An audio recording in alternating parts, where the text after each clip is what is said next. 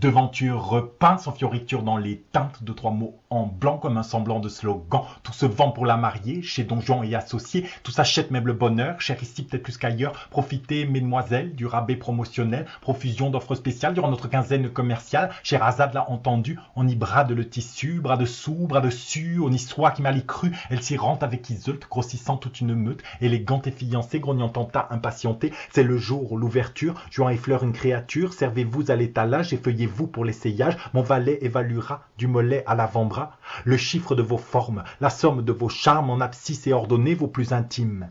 Coordonnées, quant à moi, conseiller, conjugal patenté, quand viendra le ressonner que l'on se voit pour causer, je dissiperai toute peur, vos ténèbres, vos frayeurs, discernerai sans erreur vos projets de bonheur, ferai de toi l'épouse qui les rendra toutes jalouses, honnête et fidèle, la fertile, la féconde, silhouette maternelle que la grossesse fit monde, théâtre d'ombre et de cils, gracile et trop ronde, silencieuse quand il parle, si sérieuse quand il n'est pas là.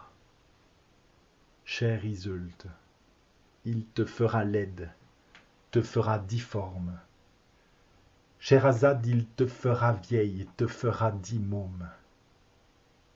Vierge ascendant taureau, tu seras la génisse qu'une fois l'an on mène faire le veau.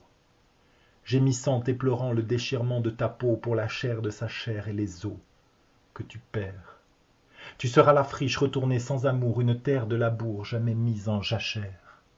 Le temps passant, il ne te verra plus, ne te cherchera plus, même à tâtons, tu seras le paillasson sous ses godasses, la paillasse où s'essuient ses excitations.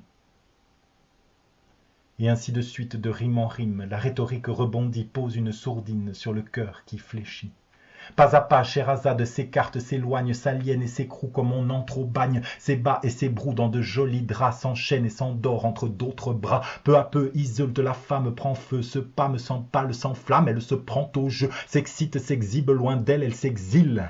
À la gorge des deux sœurs, les belles phrases s'enlacent, comme un étau se resserre, mi-paillette, mi-strass, et tandis que les anneaux du boa se contractent, l'alliance glisse du doigt qui se rétracte. Don Juan, nous direz-vous d'où vous vient ce goût pour la perte de l'autre, cette vocation de traître et d'apôtre d'une vie sans alliance, sans promesse ni constance? De la femme de l'autre montant d'entre les mortes, décrirez-vous un peu ce qui passa dans ses yeux, jetant un dernier regard, tentant vous apercevoir? Réclamant le silence d'un geste de la main avec éloquence, Don Juan répond enfin. Égrène une à une chacune de ses conquêtes sans en omettre aucune, se souvient, se délecte pendant des heures, durant des jours, il récite par cœur la liste de ses tours.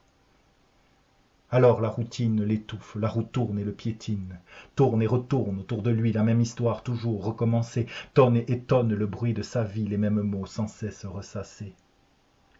Dans son passé, peu à peu, le voici pétrifié, que sculpté dans la pierre de son cœur, quel autre monument édifié que la statue d'un commandeur.